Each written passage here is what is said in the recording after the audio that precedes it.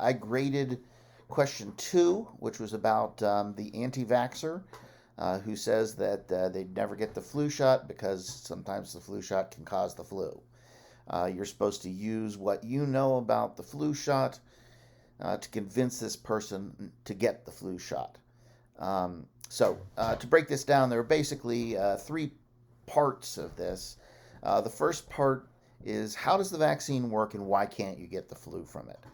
And there were a couple things you could say, but the things that you needed to say to get points for this were, you needed to explain how vaccines work to produce antibodies, and show that you understand how the immune system does that. The next 3 points were points about the vaccine itself, and you could say that it was attenuated or inactivated, or that it uses parts of the virus. So for the first one of those 3 points, you could say something pretty general and get a point. The second one, you really had to be a lot more specific, and you can't just say inactivated and expect people to know what that means. You have to say what that actually means, or weakened. How is it weakened?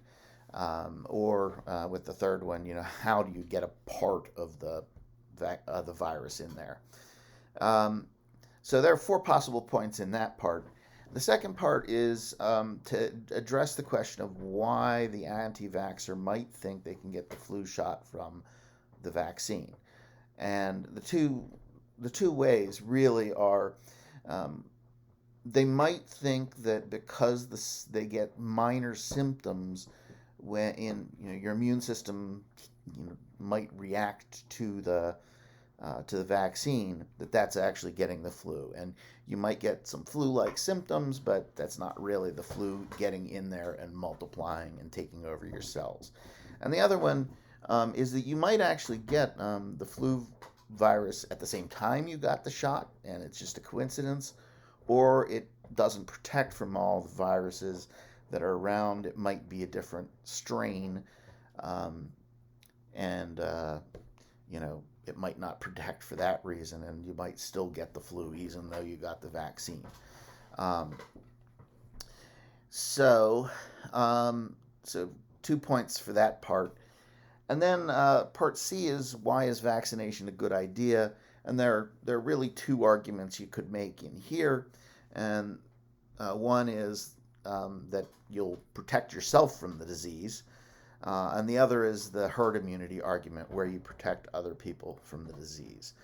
And then there were 4 additional points. 2 of those were for simply formatting and things like that, formatting and grammar. And then the other point there was for references. Did you have references, and were they in the right format? And then the final 2 points were, did you use some statistics or numbers, because using those kinds of things typically will bolster an argument. And then the final point was your argument persuasive? I know a few people who actually are anti-vaxxers, and so I have an idea about the types of things that they might think are persuasive. And while I don't think any argument for most of them would work, there were some of you who came pretty darn close to being able to give a rational, to convince them. So that was probably the hardest point to get. So thank you all. It was a pleasure reading what you had to write. I know you guys all put a lot of work into it. And so I'd like to plug PCR. We're looking for people who are good writers and good thinkers and interested in science, to join the staff of PCR. PCR is the research journal here at Pingry, basically what we do is we collect the stuff that people do, put it into a beautiful print format, and publish it. So if you're interested in that, dmaxwell@pingry.org. Thank you very much. Have a great day.